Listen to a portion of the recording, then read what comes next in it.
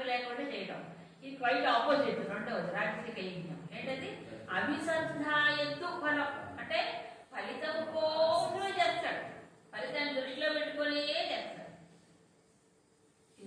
తర్వాత విధి దృష్ట, అంటే ఇంకా నిష్టవ్యం కర్తవ్య నిష్ట లేదు. ఇక్కడేమిటి? దంభార్థమవి, దంభం కోసం చేస్తాడు. దంభం అంటే ఇతరులు గొప్పగా కనిపించడానికి చేస్తారు, పేరు ప్రతిష్టలు రావడానికి, గొప్పతనం కోసం. అలా చేయబడినటువంటి ఆ యజ్ఞం రాజసం విధి, అది రాజసిక యజ్ఞం. అది సో ఎందుకు చేస్తాడు? ఇతరులు గొప్పగా కనిపించడం. అబ్బా వాళ్ళండి యజ్ఞం చేశారండి, ఎన్ని వేల మంది తిన్నారో, తింటూనే ఉన్నారండి, ఓ ఎన్ని వేల మంది అందరు చెప్పుకోవాలి కదా. చెప్పుకోవడానికి ఇప్పుడు భగవంతుడికి నివేదితమైన ప్రసాదం, యజ్ఞంలో నివేదితమైన ప్రసాదం ప్రసాద దృష్టితోనే స్వీకరించాలి, అవునా కాదా? దానికి 4 స్వీట్లు, ఇప్పుడు లెక్కలేదన్న ఐటమ్స్ పెడతారండి. ఒక ప్లేట్లో పెళ్లిలో చూస్తే 30-40 ఉంటాయి, అన్ని కౌంటర్స్, అన్ని రకాలు. మనిషి అన్నవాడు అంత తింటాడండి, అది తిరగడా పోని. ఎందుకంటే ఏమో వాళ్ళకి ఇష్టమైనది తీసుకుంటారండి. పూర్వం లేదు, ఈ పోటీలు లేవు, ఇసలు ఇంతలేదు. ఇప్పుడు యజ్ఞాల్లో కూడా, దేవుడి పేరుతో చేసే యజ్ఞాల్లో కూడా ఏమిటి, అదే గొప్ప. వాళ్ళు భలే ఐటమ్స్ పెట్టారండి, భలే పెట్టారు, అది పెట్టారు. ఎక్కడికి పోయినా యజ్ఞానికి వెళ్ళి వచ్చామంట, ఏం చెప్పుకుంటారు ఫస్ట్ తెలుసా? దీని గురించే చెప్పుకుంటారు. ఎక్కడ వాడి అది దైవ కార్యం కానీ, ఇంకోటి కానీ, ఇంకోటి కానీ, దీని గురించి చెప్పుకుంటారు. రెండోది ఏం చెప్తారు తెలుసా? అన్ని కోట్లు ఖర్చు అయితే ఇది కోట్లు ఖర్చు. మానవుడు కొలమానం మారిపోయిందండి, మారిపోలా. తిండి డబ్బు ఇది గురించే చెప్పుకుంటారు. కానీ అక్కడికి వెళ్ళి వచ్చాము, చాలా బాగుందండి, ఆయన ప్రశాంతంగా ఉంది, అక్కడ కూర్చుంటే ఎంత ఎవరో చెప్పుకుంటారా? ఉండదు. కాబట్టి డబ్బుకి ప్రాధాన్యతనిచ్చి, తిండికి ప్రాధాన్యతనిచ్చి, గొప్పతనానికి ప్రాధాన్యతనిచ్చి ఆ వాతావరణంలో కూర్చున్నా మనకేం అంటదు, అవునా కదా? హాయిగా నీ ఇంట్లో కూర్చొని దేవుడు 4 పూలు పెట్టి సంవత్సరం కొద్దిగా ఎంత హాయిగా ఉంటుంది. అవన్నీ కావాలి, సింపుల్గా చేసుకోండి, బాగుంటుందా? ఏదో నీకు తృప్తి కలగడానికి దేవుడికి ఏదో కాస్త పూలు పెట్టాలంటే అది వేరు. ఎవరి కోసం చేయాలి ఇవన్నీ? లోక కళ్యాణం అర్థం పేరు లోక కళ్యాణమే కాదు, మరి ఏమిటి నాకు పేరు రాదు, అవునా? కాబట్టి దంభార్థం, దంభం ప్రకటించుకోవడానికి. అలా ఇప్పుడు ఎక్కువ కర్మలు కూడా అదే. ఈ రెండవది అభిసంధాయ, ఫలం కోసమే చేస్తారు రాజసిక యజ్ఞంలో. అందుకని ఇప్పుడు నేను పూర్వం ఒక పూజ కానీ, వ్రతం కానీ, యజ్ఞం కానీ, సంకల్పం చెప్పేటప్పుడు పూర్వం ఏదో క్లుప్తంగా చెప్పారు. ఇప్పుడు సంకల్పం 6 పేజీలు ఉంటుంది, 6 పేజీ సంకల్పం చదవాల్సిందే. ఏదో మహాసంకల్పం చదువుతాడు అట్లా ఉంటుంది. సంకల్పం బాగా పెరిగిపోయింది. ఎంత చదువుతాడంటే ఏమిటి, వ్యాపార అభివృద్ధి చేద్దాం. పూర్వం లేదు, వ్యాపార అభివృద్ధి అని అక్కడ లేదు. అంటే వ్యాపార అభివృద్ధి చేద్దాం, ఉద్యోగ ప్రాప్తి సిద్ధిద్దాం, ధన కనక వస్తు వాహన సిద్ధిద్దాం, వృద్ధ్యర్థం. ఈ లిస్ట్ ఎక్కువ. ఇంకేమైనా చెప్పండి, అవి కూడా కలుపుకుంటాం, అవునా? అంత పెద్ద లిస్ట్ చెప్పలేదు. పైగా అది చదవకపోతే ఆయన సరిగ్గా పూజ చేయాలి, అది బాగా చదివితే బాగా పూజ చేయించాడు. ఇక్కడ ఏం లోపించినా పర్వాలేదు, అష్టోత్తరంలో శతం పోయి 8 పర్వాలేదు.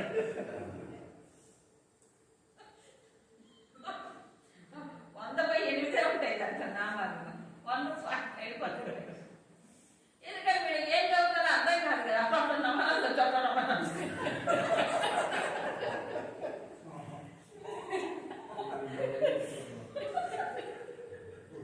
అంటే అభివృద్ధి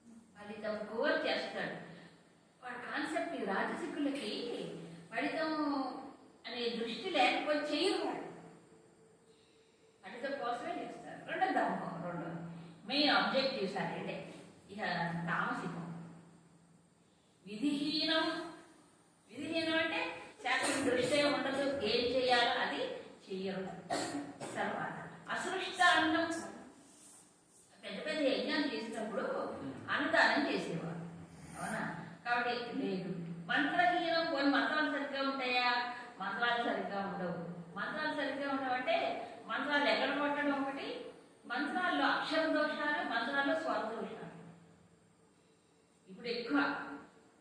ఎందుకంటే అభ్యాసం చేయరు. ఏడాది ఒకసారి ఎప్పుడో పిల్లలు పూర్వం వేదం చదువుకున్నారంటే రోజు వేద పఠనం చేసేవాడు. ప్రతిరోజు స్వాధ్యాయనం అనేది నిత్య జీవితంలో భాగం. ఇప్పుడు ఎప్పుడో ఆ కర్మకాండ వచ్చినప్పుడు అప్పటికప్పుడు ఆరోగ్యాలు చదువుతుంటారు. ఎక్కడ నిలుస్తాయి? స్వరాలు నిలుస్తాయా? అక్షర దోషాలు లేకుండా పోతాయి.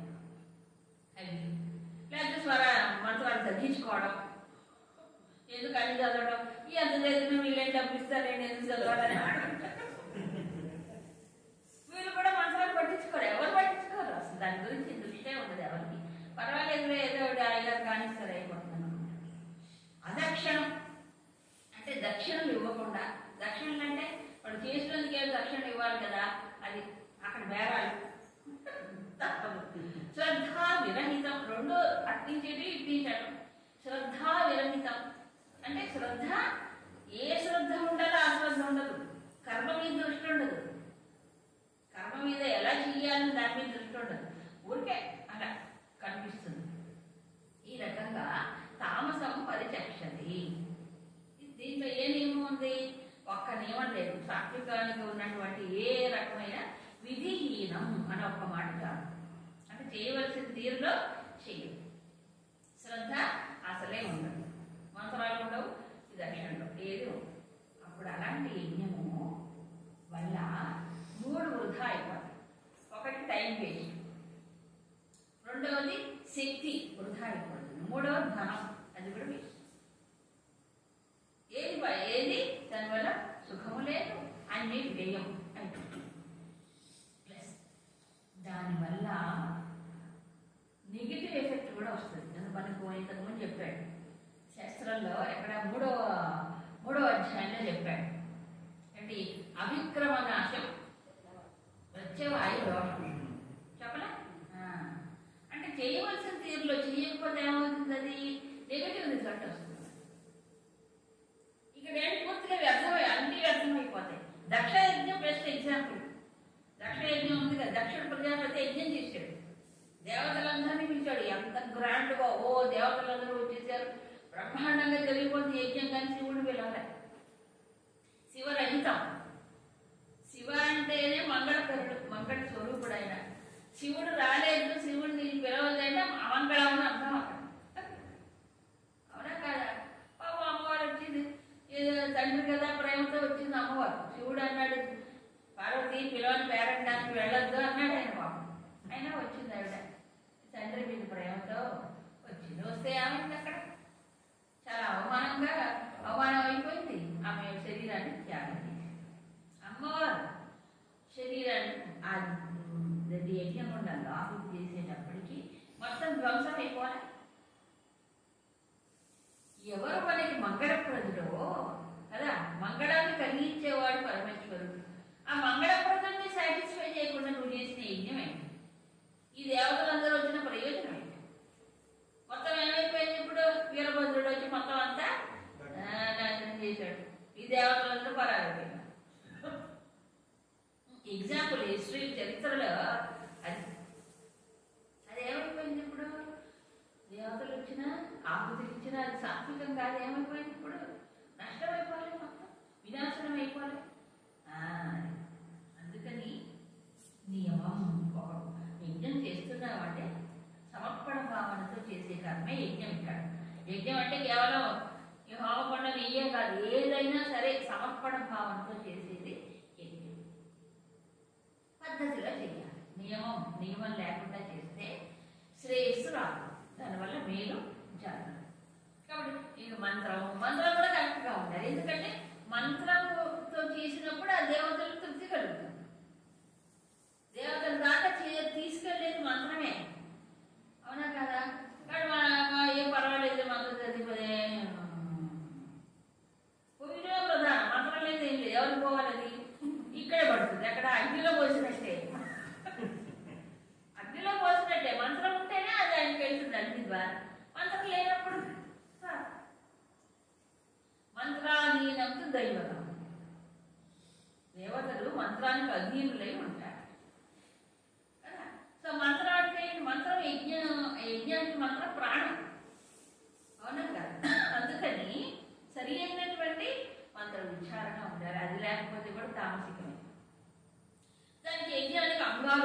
పెద్ద పెద్ద యజ్ఞాలు చేసినప్పుడు ఇంత అన్నదానం చేయాలని ఇంత ఏదో ఉంటుంది అదంతా. అది కూడా సక్రమంగా, ఏది సక్రమంగా ఉంటుంది. తామసికం అంటే అంతా అశ్రద్ధే. దీనివల్ల ఎంత నష్టపోతారని చెప్పారు. ఇకపోతే 3 రకాలైన యజ్ఞం అంటే సమర్పణ భావంతో చేసే కర్మలు ఎలా ఉంటాయని చెప్పి, ఇక తపస్సు, యజ్ఞాలు తపస్సు చెప్తారు. ఇందులో తపస్సులు కూడా సాత్వికం, రాజసికం, తామసికం ఉంటాయి. ఇంతకుముందు 2 శ్లోకాల్లో రాజసిక తపస్సు గురించి చెప్పారు. ఇంతకుముందు రాజసిక తపస్సు ఎలా ఉంటుందో చెప్పారు. ఇక ఇప్పుడు సాత్విక తపస్సు ఎలా ఉంటుందో 3 శ్లోకాలు చెప్పారు. ఈ సాత్విక తపస్సు కూడా 3 స్థాయిల్లో ఉంటుందట. 3 స్థాయిలు: 1 శారీరకం, 2 వాచకం, 3 మానసికం. ఎందుకంటే 3 త్రికరణములు ఉన్నాయి కదా, మనోవాక్కాయములు 3 ఉన్నాయి కాబట్టి ఈ 3టికి తపస్సు అవసరం. అంటే శారీరకంగా చేయాల్సిన తపస్సు, వాక్ రూపంలో చేయాల్సిన తపస్సు, మానసికంగా చేయాల్సిన తపస్సు.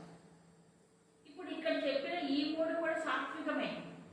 చెప్పేదంతా కూడా 3 సాత్వికమైన తపస్సులో మరి 3 విధాలుగా ఉంటాయి. ఎందుకంటే త్రికరణ శుద్ధి అన్నాడు. అవునా? త్రికరణములు శుద్ధి అవుతే తప్ప ఇవి దీనికి సమాధానం అంతా ఏకాగ్రం కాదు. 3 ఒక చోటుకు వచ్చినప్పుడే పరమాత్మ వైపు దృష్టి మళ్ళించాలి. ఇదంతా అంతఃకరణ శుద్ధి కోసమే. ఇందులో ఒకటి నెగ్లెక్ట్ చేసి ఇంకోటి చేస్తే అంతవరకు అది శుభ్రపడదు. ఇప్పుడు ఎట్లాగంటే మనకి 3 ఎక్విప్మెంట్స్ ఉన్నాయి. 1 శరీరం, 2 మనసు, 3 వాక్కు. వాక్కు కూడా ఒక సాధన. అందుకే వాక్శుద్ధి, వాక్సిద్ధి అని అంటారు చూడండి. వాక్శుద్ధి, వాక్సిద్ధి ఎట్లా వస్తుంది? ఇక్కడ చెప్పిన తపస్సు. అలాగే శారీరకంగా చేయవలసిన తపస్సు, మనస్సుతో చేయవలసిన తపస్సు. 3టికి 3 రకాలైనటువంటి విధానాలు ఉన్నాయి. ఇవన్నీ సాత్వికమే. మానసిక తపస్సు చేస్తాం, అదే ఈజీనా? అదంతా ఈజీ ఏం కాదు. శరీరంలో ఎన్నో మాలిన్యాలు ఉంటాయి. కాబట్టి శరీరం వచ్చిందే పాపపుణ్య మిశ్రమం. కాబట్టి ఈ శరీరమునకు మేలు జరగాలి, శరీరం వల్ల మన సాధనలో ముందుకు వెళ్ళాలి. ఇది అడ్డం లేకుండా ఉండాలనుకోండి. మన సాధనకి ఇది అడ్డం రాకూడదు కదా. శరీరం అనేది సాధనకు ఉపయోగపడాలి కదా. ఉపయోగపడాలంటే ఏం చేయాలి? దాన్ని కూడా మలుచుకోవాలి. ఎలా మలుచుకోవాలి అంటే ఎక్సర్సైజ్లే కాదు. ఇప్పుడు ఏంటంటే బాడీ ఫిట్నెస్. ఇప్పుడు yoga is meant for body fitness, అంతేగాని శుద్ధి కాదు. ఇప్పుడు లెక్కలో ఎందుకు యోగా చేయాలంటే బాడీ ఫిట్గా అంటే స్లిమ్గా ఉండాలి, బాగా ఉండాలి, స్ట్రక్చర్ బాగుండాలి. ఎందుకు యోగా? యోగా ఉద్దేశం అది కాదు. శుద్ధి కావాలి. శుద్ధి అయితే ఫిట్నెస్ పెరుగుతుంది. సో అందుకని 3 చెప్పి ఈ 3 చదువు. దేవ ద్విజ గురు ప్రాజ్ఞ, దేవ ద్విజ గురు ప్రాజ్ఞ, పూజనం శౌచమార్జవం, పూజనం శౌచమార్జవం, బ్రహ్మచర్యమహింసా చ, బ్రహ్మచర్యమహింసా చ, శారీరం తప ఉచ్యతే, శారీరం తప ఉచ్యతే. శారీరకమైన తపస్సు ఏమిటదా? దేవ ద్విజ గురు ప్రాజ్ఞ పూజనం. దేవతలను, ద్విజులను అంటే బ్రాహ్మణులను, సాత్వికమైన గుణము కలిగిన బ్రాహ్మణులను, గురువులను, మనకంటే పెద్దవారు, మనకి చక్కని జ్ఞానాన్ని అందించిన వారు, తర్వాత ప్రాజ్ఞులు, విశేషమైనటువంటి బుద్ధి ప్రజ్ఞ కలిగినటువంటి వారు, వారిని పూజించడం, గౌరవించడం, మన్నించడం. తర్వాత శౌచం. శౌచం అనేది శారీరక స్థాయిలో కూడా కావాల్సిందే. ఆర్జవం. ఆర్జవం అంటే రుజు ప్రవర్తన. బ్రహ్మచర్యం ఇది కూడా శారీరక స్థాయిలో చేయవలసినది. ఆర్జవం అహింస. కొంతమంది ఏం చెప్తారు, బ్రహ్మచర్యం మానసికమైంది కాదు, మన శరీరంతో చేస్తే మానసికం. శరీరంతోనే పాటించకూడదు, మానసికంగా ఏం చేస్తాడు, చేయలేదు కదా, అవునా కాదు? అందుకు చెప్పాడు ఇవన్నీ కూడా తపస్సులు. అందులో మొట్టమొదటిది శిక్షణ శరీరానికి కావాలి అంటే పూజనం అన్నాడు. పూజలు శరీరం స్థాయిలో కదా, శరీరంతో చేస్తాడు పూజ. పూజనం అంటే ఏంటి? ఆరాధన ఒక భావన, అంతే కదా, భావన ఉండాలి. చూడండి, ఈ శారీరకమైన తపస్సు అని చెప్పి మనసు అక్కడ లగ్నం చేయకూడదని కాదు. పూజ శారీరక తపస్సు కదా, పూలు వేస్తే దానిలే అనుకుంటున్నాడు కాదు. మరి ఏమిటి అక్కడ ఎందుకు చెప్పాడు? శారీరకమైన తపస్సు ఎందుకు చెప్పాడు? పూజ అనగానే మనకు గుర్తొచ్చేది ఒకటే, కొబ్బరికాయలు, ఊరికడ్డీలు, పువ్వులు, ప్రసాదం. అన్నిటికంటే ముందు ప్రసాదం. ఇదే పూజ అనుకోండి. పూజ్య భావన. ఇప్పుడు దేవద్విజగురు ప్రాజ్ఞ అన్నప్పుడు ఏం చేయాలి? ఎవరన్నా మహానుభావులు వెంటనే పూలేసేసి వాడికి చేసేసి మరి పూజ్య భావన లోపల ఉండాలి. అంతేనే కాక ఏదో మనతో పాటు సమానంగా వాళ్ళు చూసారనుకోండి, ఫ్రెండ్ లాగా, అప్పుడు మనం పొందాల్సింది పొందాలి,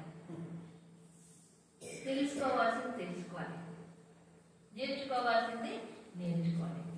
అందుకు చెప్పాడు దేవతలు. దేవతల కంటే మనకంటే ఎక్కువ శక్తివంతులు ఈ సృష్టిని నిలుపుతున్నారు. మన శరీరంలో ఇంద్రియ శక్తులకి అది దేవతలు కదా. సో దేవతలను పూజించడం అంటే ఏంటి?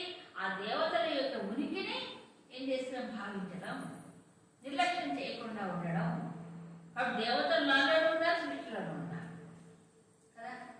కాబట్టి అందుకే చెప్పలే పరస్పర భావయత. ఆ దేవతలు మీరు ఆరాధించండి, దేవతలు మిమ్మల్ని అనుగ్రహిస్తారు. 3వ అధ్యాయంలో చెప్పారు. ఎందుకంటే దేవతలు కనుక మనకి మన మానవ జీవితాన్ని సహకరించకపోతే ఏమీ చేయలేడు మనిషి, ఒక్కటి కూడా చేయలేడు. సో ఈ శక్తులన్నీ ఉండబట్టి ఇక యువాన్ని పనిచేస్తుంది. అందుకే చెప్పారు. తర్వాత ద్విజులు అంటే మంచి శాస్త్రాధ్యయనం చేసి సాత్విక గుణంతో మంచి ప్రవర్తన కలిగినటువంటి బ్రాహ్మణోత్తములు ద్విజులు. ద్విజ అంటే 2వ జన్మ కలిగిన ద్విజ. 2వ జన్మ ఏంటి? ఒకటి తల్లి గర్భంలోంచి బయటకు రావడం అందరూ చేస్తారు. ఇక 2వది ఏమిటి అంటే ఉపనయన సంస్కారం పొంది ఆ వైదిక ధర్మ మార్గంలో ఉండేటువంటి వాడు ద్విజుడు.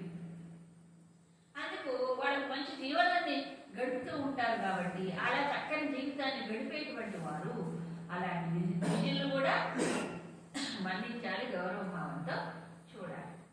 తర్వాత గురు. ఎంతో మంది ఉంటారు ప్రపంచంలో, కానీ మనకి మంచి మార్గాన్ని చూపించి అప్పటికప్పుడు సరిచేసి మనకి ఒక ఎదురుగా ఇలా తలుచుకుంటే మనసు ఇలా ఉండాలి అనిపిస్తుంది. గురి అవునా? ఒక జ్ఞానాన్ని ఇచ్చి మనకి మార్గాన్ని చూపించేటువంటి గురువు వారి యొక్క కూడా పూజ్య భావన ఉండాలి. తర్వాత ప్రాజ్ఞులు. ఎంతో మంది ప్రపంచంలో గొప్ప విద్వాంసులు కానీ మంచి ప్రజ్ఞా పాఠవాలు కలిగిన వారు ఉంటారు. ప్రాజ్ఞులు అంటారు. ప్రాజ్ఞులు అంటే గౌరవింపదగిన వారు అని అర్థం అసలు యాక్చువల్గా. అది అలా దేంతో విద్వత్తుతో ఉంటారు. అలాంటి వాళ్ళ దగ్గర కూడా నేర్చుకోవాలి కొన్ని విషయాలు, అవునా? అందుకు వీరి ఎందు పూజనం అంటే కొబ్బరికాయలు పట్టమని కాదు, గౌరవ భావన, పూజ్య భావన, వందన, ఆదరణ అనేది ఉంటాయి. శౌచం, ఆర్జవం. ఈ శౌచం గురించి చెప్పక్కర్లేదు, ముందు వచ్చింది మనకి. దైవీ గుణముల్లోనూ వాటిల్లోనూ వచ్చింది. శుభ్రత. తిరుపతిలో ఒక చోట బోర్డు చూశాను, ప్రతిరోజు ఉదయం స్నానం చేయవలను అని రాశారు. ఇది కూడా చెప్పాల్సి వచ్చింది మనుషులకి. జంతువుల కంటే ఎలాగో లేదు, మనుషులకి ఇది కూడా చెప్పాలి, రోజు స్నానం చేయాలని. చేయట్లేదేమో, లేకపోతే చేయలేమో, మరి చేయకుండా ఉంటుందేమో. చేయరు, మేకప్లు కట్టుకొని వస్తారు. పుస్సు ఒకటి వచ్చినాయి కదా ఇప్పుడు, వాడు నీట్గా డ్రెస్ అయ్యి అవి పెట్టుకొని వస్తారు, గుమ్మగోలు ఆడుతుంటుంది అంతే. కాసేపు మళ్ళీ తర్వాత చామకం పోతుంది. స్నానం అనేది అది పూర్వం చూడండి, పూర్వకాలం త్రికాల సంధ్యలు ఆచరించేటప్పుడు త్రికాల స్నానం చేసేవారు. మాధ్యాహ్నిక స్నానం కూడా తీసేవారు కొంతమంది ఇష్టాగరిష్ఠులు. పూర్వం వాళ్ళు ఉండేది. అయిపోయి 2 వచ్చినాయి కనీసం ఉదయం సాయంత్రం సంధ్యలని. ఇప్పుడు ఉదయం చేస్తే చాలేమంటే రెండోసారి ఏం చేస్తానండి బాబు, ఒకసారి చేశాను చాలండి, అడ్జస్ట్మెంట్. తర్వాత ఒక రోజు ఏం చేస్తానండి, అప్పుడప్పుడు చేస్తాను. ఏవో మరి ఉంటారేమో తెలియదు. అందుకు స్నానం అనేది కూడా తపస్సులో భాగం అంటారు. ఈ కొంతమంది చేస్తారు ఎప్పుడో తెలుసా అండి, వంట అంతా అయిపోయిన తర్వాత 11ంటికి చేస్తారండి. ఇది ఉదయం ఇట్లా చెమట పడుతుంది కదండి, పాడు వంట చేసి పొయ్యి దగ్గర చెమట పడుతుంది కదా, అందుకని 11ంటికి వంట అంతా అయిన తర్వాత అప్పుడు ఆమె ఈ నైట్ తీసి ఇంకో నైట్ వేసుకోవడం అంతే. అది కూడా ఏం ఉండదు. అవునా? 11ంటికి స్నానం చేసి ఏంటంటే ఉదయం లేదు ప్రాతకాలంలో చేయాలి. శౌచం అంటే ఏంటి, అంత మురికి బట్టలతో జిడ్డుగారు ఈ దీంతో వంట చేయొచ్చాము. శరీరం ఫ్రెష్నెస్ లేకుండా చేసే వంట కూడా అలాగే తగలడుతుంది. ఈ పూజా పురస్కారం అసలే ఉండదు కాబట్టి ఎప్పుడు చేసినా ఒకటే స్నానం. అది కూడా వాళ్ళకి అనుకూలంగానే చేస్తారు. ఇది చేస్తే రాత్రి ఎప్పుడు తెలుసా, రాత్రి కూడా ఎప్పుడు అంతా పడుకునే ముందు స్నానం. పడుకునే ముందు స్నానం ఎందుకు చేసినామని చేయలేము. ఎవరి కోసం పట్ట కోసం స్నానం. సంధ్య ఏమిటి, ఉదయం అయితే ప్రాతకాలం సంధ్యకు ముందే చేయాలి, సంధ్య తర్వాత వస్తుంది. అవునా? సాయంకాలం సంధ్య అప్పుడు చేసి కాస్త శుచి అయ్యి భగవంతుడికి కొంత ప్రార్థన చేయడమో తలుచుకోవడం, స్మరణ చేయడం. స్మరణ ఎప్పుడు చేసుకోవచ్చు, కానీ ఒక టైం అంటూ ఒక నియమం అంటూ ఉండాలి. కాబట్టి చెప్పారు, లేకపోతే నియమం ఉండదు కదా, ఎప్పుడో తలుచుకోవాలి. అందుకని శౌచంలో అన్ని రకాల శౌచాలు వస్తాయి. ఒకటి స్థలం, 2 శరీరం, వస్త్రములు, వస్తువులు అన్ని వస్తాయి దానికి. తర్వాత ఇహ ఆర్జవం. ఆర్జవం అంటే రుజు ప్రవర్తన. రుజు ప్రవర్తనకి ఉంది శారీరకమైన సంబంధమే.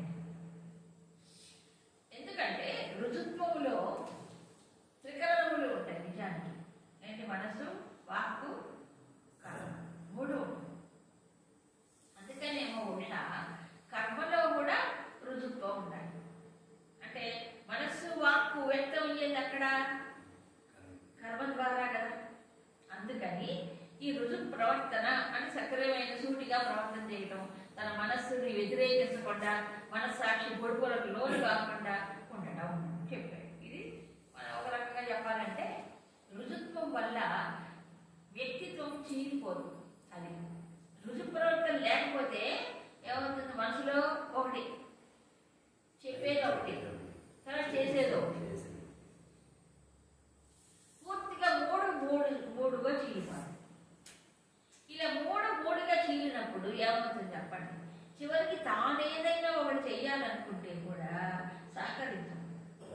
ఒకటి సాధించాలనుకున్నాడు అనుకోండి మనిషి, అప్పుడు మనసులో ఒకటి చెప్తాడు, అవునా, దీనికి మాట దీనికి అనుకూలంగా రాదు, అవునా, కర్మ కూడా అట్లాగే అయిపోతుంది. తనంతా తాను 3ని విభజించుకుంటాడు కాబట్టి తాను కూడా ఏం సాధించాలి. చేయాలనుకుని చేయలేడు. ఎందుకు చేయలేదు? కారణం చీలిపోయింది. అందుకు రుజుత్వం అన్నారు. బ్రహ్మచర్యం అనేది కూడా 100% శారీరకమైన సాధన. ఇది మానసికంగా చెప్పలేదండి. మానసిక సాధన వేరు. ఎందుకు? బ్రహ్మచర్యం అనే ఒక సాధన చేత అన్ని ఇంద్రియములను అన్ని వైపుల నుంచి వశం చేసుకోవడానికి చేసే ప్రయత్నం. బ్రహ్మచర్యం అంటే కేవలము పెళ్లి చేసుకోకుండా ఉండటం కాదు. అదొక్కటే బ్రహ్మచర్యం అనుకోండి. ఏమిటి? అన్ని ఇంద్రియములను అన్ని పక్కల నుంచి వశం చేసుకోవాలి, నియమంగా పెట్టుకోవాలి. ఇప్పుడు అదేదో చాలా బాగుందండి. ఏది వాళ్ళు ఏదో పెట్టారు చాలా బాగుంది. ప్యాకెట్ ఎవరు తెలియకుండా తింటారు. అది కూడా బ్రహ్మచర్యానికి విరుద్ధమే. అంటే నాలుగైదు వశమైపోయి అది కావాలంటే ఇష్టం వచ్చినట్టు తింటవేనా, ఎవరు తెలియకపోతే మాత్రం మరి ఎంత అవసరమైందంత. ఏదైనా లిమిట్ దాటితే బ్రహ్మచర్యానికి ఆపోజిట్, వ్యతిరేకంగా పోయినట్టే. ఏదన్నా చూడాలన్నా ఏ ఇంద్రియాలైనా సరే ఒక లిమిట్ దాటకూడదు, ఒక నియమాన్ని దాటకూడదు కదా. మనం చూస్తుంటారు దిక్కులు అక్కడ పెట్టదు, అంత దిక్కులు పెట్టదు. అనవసరమైన ఎందుకు చూడాలా, చూసి ఎందుకు పాటు చేసుకోవాలి. అనవసరమైన మీద అధిక ప్రసంగం, అనవసర ప్రసంగాలు ఉంటాయి కదా, దానివల్ల కూడా మనకి వేస్ట్, ఎనర్జీ వేస్ట్ అయిపోవట్లేదు. సో ఇంద్రియాలను ఎంతగా ఉపయోగించుకుంటున్నామో, ఎంతగా అనవసరమైన ఛానల్స్ లోకి వెళ్ళిపోతున్నాయో. ఇప్పుడు ఛానల్స్ బోర్డు పెరిగాయి, ఏది దీనికోసమే పెరిగాయి, అవునా? అలా వెళ్ళిపోతూ ఉంటే ఏమైంది, ఇప్పుడు అంతగా మనకి ఎనర్జీ కాస్త నష్టపోతున్నాడు. సో 10 ఇంద్రియాలకి 10 విషయాల్లో అందుకే చెప్పాడు. తర్వాత దీనివల్ల ఏం జరుగుతుంది, 10 ఇంద్రియాల గుండా వేస్ట్ అయ్యే ఎనర్జీ ఈ బ్రహ్మచర్యం వల్ల ఛానల్స్ అన్ని వాటి ఎనర్జీ వేస్టేజ్ తగ్గించుకుంటాడు కాబట్టి ఎక్కడ ఉంటుంది, నీలో ఉంటుంది. ఆ ఎనర్జీ ఏమవుతుంది, మనకి ఒక మంచి పని చేయాలనుకున్నప్పుడు, ఒక పూజో వ్రతమో అధ్యయనమో ఏదో చేయాలనుకున్నప్పుడు అది ఉపయోగపడుతుంది, అవునా కదా. మనం మంచి పని చేయడానికి కావాల్సిన శక్తి కావాలి కదా, మానసిక శక్తి కావాలి. ఇంద్రియాలకు ఒక నిబద్ధత ఉండాలి, శరీరానికి ఒక ఇది ఉండాలి, స్థితి ఉండాలి. ఇవన్నీ ఉండాలి